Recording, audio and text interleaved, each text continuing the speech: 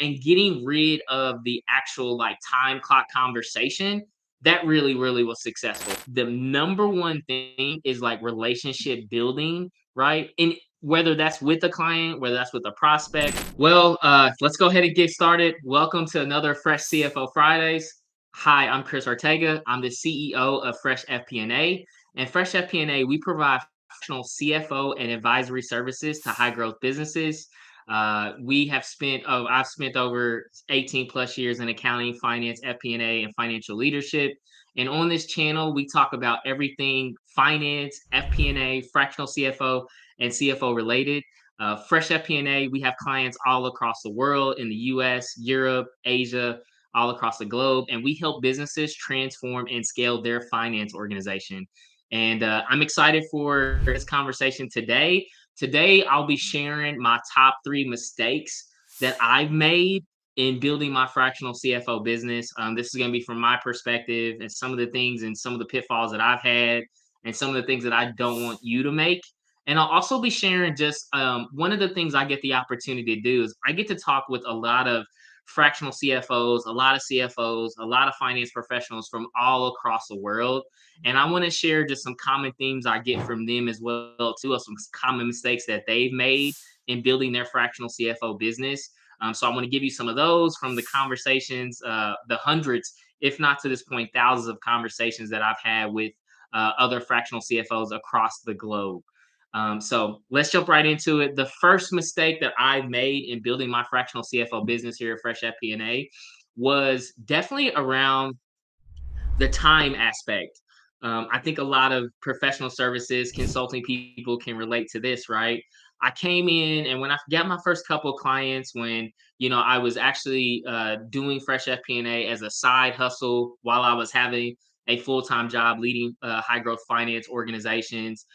I always equated my time to money, right? So any conversations I was having earlier on, even when I went full time in running Fresh FP&A, I always was thinking about it from like an hour perspective, right? I always had this dynamic in my head of thinking about, okay, I'm going to give you this amount of hours and this is my hourly rate, right? And it became earlier on when I was using this as a side hustle, it became really good for me to manage because I would know how much time it would take. I'm like, all right, yeah, I got 4 to 10 hours I'm dedicating a week to this, or maybe I'm putting another 15 to 20, depending upon the project. And I always got into this mindset of equating the value that I was providing based on the time and dollar amount that I was given to prospects and given to my clients at that point. When I got into this full time, I started to figure out that working with clients, you get so much value and they're learning and they're excited to talk with you. You're starting to see a lot of momentum. You're starting to bring the value. You're starting to really bring the engagement value that you set out with the client. You're starting to see that progress. But then it got to be conversational where it's like clients for me were like looking at the time clock, right? It's like being in a taxi or something, right? Where you're like, oh, 15-minute increments. Or Chris, can we not schedule this for 30 minutes? Or like, I know you scheduled this for an hour, but can we do it down to 30 or can we do it 15 or can we do it via email? I really hated that because now you're being contained on the value that you can bring. And I didn't like my clients like looking at the time clock, right? Like only want to do 15-minute periods because they know how much they're spending per hour to have a conversation. And that was one mistake that I made. I had to get out of equating my time to money, right? And how I get out of that is like the value you bring to clients, right? So taking it away from like, here's how much hours, here's how much, the hourly rate is going to be, shifted the conversation to be more focused on the consistent value that Fresh FP&A is going to bring to your organization, right? Here's the weekly updates we're going to have. Here's the models that we're going to update. Here's the strategic projects we're going to look at. Here's the, OKRs that we set out for the business that we're aligned on with your leadership team that we're going to do, right? So taking the conversation to be more of a value and what we're going to do and getting rid of the actual like time clock conversation, that really was successful. And then also another aspect of that, me coming from the software space. I've loved the kind of residual aspect of the software. For those not familiar with the SaaS-based business, a lot of times they sell in either MRR, which are monthly reoccurring, or ARR, which is annual reoccurring revenue contracts, which is like every month you pay the same amount of money, right? Like as long as that technology is giving you the same value and you're leveraging the product and the features that you've paid for, you're going to consistently every month get that value out of that software solution. So me having that mindset, I wanted to shift more towards our business to more of that SaaS based kind of value added a month model. So that has been something that I think is really, really important for all of those fractional CFOs out there. Don't equate your time to value. Equate your value to the money that you're tying out to the business. So that was mistake number one. Mistake number two was thinking about scale. Right. One of the things when you're running your own fractional CFO business is not only, and I tell my team this, right? Not only are we fractional CFOs and we're leading certain regions, but we're also business owners. Like for me, like I wear the other hat of the CEO of Fresh FP&A. So not only am I working with clients and spending time with clients and providing that value as a strategic finance leader and partner for them, but I'm also trying to build a business too, right? And I think you're pulled in so many different directions. And I think one of the mistakes that I made is like scaling too late. And when you think about scale, right, in running a business, that is the administrative side of running the business, the accounting of running the business, the marketing, the business development, the IT infrastructure of like your website. There's a lot of other components that come along with running a fractional CFO business that you have to put your business owner hat on or your CEO hat. And for me, I think I waited too long to bring in partners and resources to help me scale in those areas. For example, right, when you look at business development, that is a core element that a lot of fractional CFOs are probably not the best at, right? When you're talking about prospecting, you're talking about nurturing relationships, you're talking about outreach, inbound, you're talking about how do you get your message out there, how do you connect, right? That's a whole like element for fractional CFOs that is probably not the most comfortable side for them, right? And what I focused on was like, all right, that extra effort for me to get to 80% knowledge to like that 100 to that 95% knowledge, that's going to take a lot of time, energy, and effort, right? That's going to take me from other areas, whether it's servicing clients or developing the team or making sure our other teammates are building their book of business, right? It's going to take away, right? So as you look at the scale, that energy to get that extra 20% of knowledge in a certain area is going to take away from other elements of the business that may have a higher impact, right? One of the hats that you're always going to wear as a fractional CFO is like you're balancing that time and that ROI, right? Like when you're spending that hour, where hour getting the maximum amount of value in terms of building your business, whether that's for the client or building your business. So thinking about how to scale elements, right? I always have in my mentality and what I share with my team is like I'd like to have that like 60, 70% confidence and like knowledge of a certain area, whether it's business development, whether it's, IT, whether it's like, those sorts of things about building the business. I like to have that sort of knowledge and then bring on a partner to help cover me the gap of that 20, 25% knowledge that I need in that certain area. Right. And this is where like a complementary fractional business development company, a complementary fractional IT a technology partner that you can bring on, a complementary software solution that you can help bring on. That way, you get that expertise, you get that person or that company or that agency that has that direct skill sets to get you that extra 20 to 30% of knowledge that you need in that certain element, right? So I think that was a second mistake that I made is in certain areas I was thinking about scaling too late, and it would have made more sense for me to bring on a partner, bring on a leader, bring on someone that has the skills, passions, talents, and expertise in that certain area to help me cover those gaps. So I think that's the second one. The third one is like making sure. I think one of this is like for the people aspect of it, right? Like finding the right people that have the right message, that have the right value proposition, that have the right experiences. Sometimes you get on and there was I'll tell you, right, there were people that I thought would be great in working with this client on this particular project. Maybe it's around an RPA initiative that we are working on directly with the client to do a complete baseline of their processes, see where their current processes are, see where their future state wants to be and where they need to be in the organization and where their finance organization needs to be, and developing like the roadmap and strategy. You got to make sure you bring on the right partners, and making sure that you bring on the right partners that have been there, done that, have the experience, and also have the scale within their organization as you continue to have momentum with clients. I will say I've got burned a couple times that I that person, you do all diligence that you can, you vet all the different options, you have the conversations, and you bring that person on board that help service that client or to help provide value in a certain element, whether it's like tax or like legal elements that you can bring into your value proposition to the client that you're working with, and it doesn't work out, right? And I don't think it's none of those situations that have happened to me, I think have happened from like a negative perspective. It's just that people come in, I think, with the best intentions, but then once they actually see the level of work, once they see with the value that you're giving, once they see like the kind of commitment that you have from the client, it's like, oh man, I wasn't expecting this, right? So that third mistake is making sure you have people that are 100% committed to not only the mission and the vision that you have for the organization, but also serving that client as well too. Because the worst thing that can happen, and I've had this happen, right? I think every fractional CFO can say been down this road.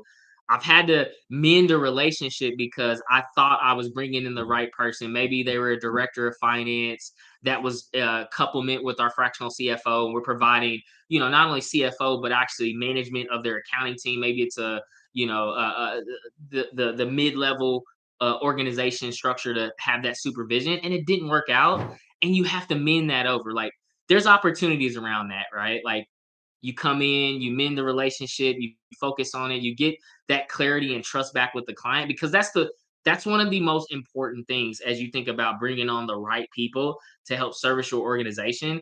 That is like always top of mind for me, is like I want to make sure that our clients are coming to us, and they're coming to us because they're coming to us as a trusted advisor. We're trusted, we're valued, and that relationship is so important. I can't reevaluate enough. The number one thing is like relationship building, right? And whether that's with a client, whether that's with a prospect, whether that's with another fractional CRO or CMO or chief sales officer, building those relationships is so vital, and it takes so much time to build trust, and it takes two or three conversations or a bad person that you brought onto an engagement to completely eliminate that trust. So I have had to mend some relationships. I've had to go into things and with clients and say, you know what, I own this. This is my mistake, but this is how we're going to remedy the situation. This is what we're going to do. And some clients, they have said, you know what, Chris, like I appreciate that. Appreciate you owning up to it. And we'll continue. We're seeing value from you. We'll continue to see how the relationship and the partnership continues. So to me, I think those are like the top three mistakes that I've made. Now, looking more broadly, like some conversations that I have with people is one mistake that I think a lot of through just conversations and from networking and talking with other fractional CFOs is one mistake that they make is go build out like too many referral partners, right? I was at a conference this week at the in Atlanta for a company called High Radius, and they provide basically full automation around like treasury, cash management, account receivable, and some accounting operations, right? And I got the opportunity to network with a great fractional CFO. And I asked him, he's been, 17, 18 years in the game. His name is Lawrence Chester, really great dude. Larry Chester, really great guy. And I asked him, I said, look, man, in the last 17, 18 years of you building this business, what will be the number one thing that if you could go back and share that you wish you would have known? And he said two things. He said the first one is your integrity is everything, right? And he expanded to say integrity around not having a lot of bunch of referral partners, right? Referral partners meaning that people are going to hit you up to be a referral partner for their credit card solution or their AP automation or their AR automation or their preferred partner for banking. You're going to have a lot of people reach out to you about being direct referral partners. Um, and one thing at Fresh FP&A, we don't have a bunch of referral agreements, right? Like I don't believe in having a bunch of like I know a bunch of people, but I don't have a lot of referral partnership agreements because I like to be agnostic. I like to make sure that the client is getting the right solution or getting the right partner, and it doesn't have any advantage on my side, right? And when Larry told me this, he's like, you got to make sure of that, right? And some fractional CFOs, they go out and they build all these referral partnerships with all these different solutions. And I don't like doing that. And I think you got to be cautious about that because now is really your opinion, is really your insight, is really your advice, is it really independent, right? Because that you've got this 30% kickback or you've got this 2-year agreement that if this client signs on board, right? Are you really looking after the best interest of that client, right? And if it's the right solution, yeah, it makes sense, right? But if a client knew that you were proposing this particular resource, maybe it wasn't the best one, right? But the financial advantages that you'll get from it, how would that impact, hurt, or damage that relationship that you're building? I think that's so important, right? So I'm not discrediting and saying don't go build relationships and go build referral networks with a lot of different partners, right? I'm not advocating that. But you also want to make sure at the end of the day that that value and that recommendation and that advice that you're giving to the client is for the client's best interest and not yours, right? And when Larry told me that, I was like, dude, that's gold, man. And he said the counter to that is like when you have all of these, it calls into question if you're really truly that value partner, right? If you're that independent value partner that is actually giving the client or the business the right solutions that make sense for them. So that's another mistake I think people comment that I see. Another one from conversations that I have is a lot of fractional CFOs, they land with accounting and bookkeeping and like monthly accounting kind of services. And it's really hard for them to move to that next level of being like that strategic advisor, right? Because they've been so entrenched and the business and that client has looked at them and saying, hey, we got a great accounting partner, right? Oh, we also do fractional CFO. And they're like, well, you've just been doing our books, you've been doing our bookkeeping, you've been doing our month end close, right? Some people have success of upskilling, right? Because maybe they have an outsourced accounting group that are doing their accounting work for the client and they're positioned to be strategic. But you definitely want to make sure you balance that. I get a lot of prospects and my teams get a lot of prospects of reaching out from CEOs, business owners, founders who have said, yeah, we hired national CFO company, but they're really just bona fide, controllers or bookkeepers. They're really not that strategic partner. And we're really missing that strategic leadership around our people, around our processes, around developing a great partnership, around platform, around navigating uncertainty, and around performance, right? They're really looking for that strategic leadership, and the fractional CFO that they have in place can't make that jump. And that's been a difficult jump, not only in the fractional CFOs, but even people in industry. Even when I look back over my career, right, moving away from being that accountant, that individual contributor, and being that strategic leader, that's a big leap. That is a big jump for people to make. So that's a common from what I see in talking and kind of like the conversations and network that I built with people. That's a common mistake I see a lot of people. They landed with accounting and they can't really expand to be that strategic advisor. That's a common one. I would say another common mistake I see a lot of fractional CFOs make is they don't really know the market, they don't really know the pain, they don't really know how to solve the pain. I get emails, I get LinkedIn messages all the time. And my first question is, okay, tell me what you do, who you serve, and what makes you excited about serving that kind of client, right? And when I ask that question, right, you like 6 paragraphs worth of stuff, right? And I'm sitting there thinking, I'm like, if you're on a prospecting call, with a client and you just talked for 3 minutes, or that paragraph, and they have to read through that and they're trying to figure out, like, okay, what is it actually like that you do, right? And how do you do it? And who do you serve? And how long you've been doing it? And what's your experience? And it's just whole, like, it's confusing. They don't have the clarity. So I think that's another mistake. You got to have clear, concise, like what you do, how you do it for, what kind of client is your ideal client, right? And what kind of markets that you go after and support, right? I'm not saying, and I did a video back on this. Check out this video here where I talk about niching. Right here, check out this video. But you have to be able to know and have those questions. And I see this a lot of times, not only just in fractional CFOs, but business people overall.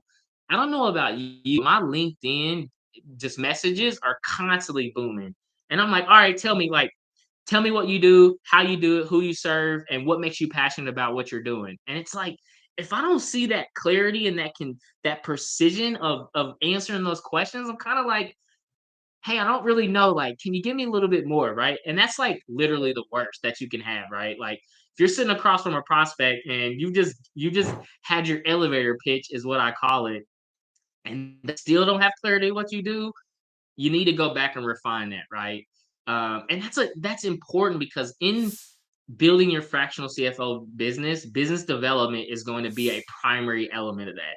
And it's all about the relationship, right? It's all about how you can articulate the value that you provide and how that value helps solve either pain, frustrations, or provide opportunities to the client. That translation is so important.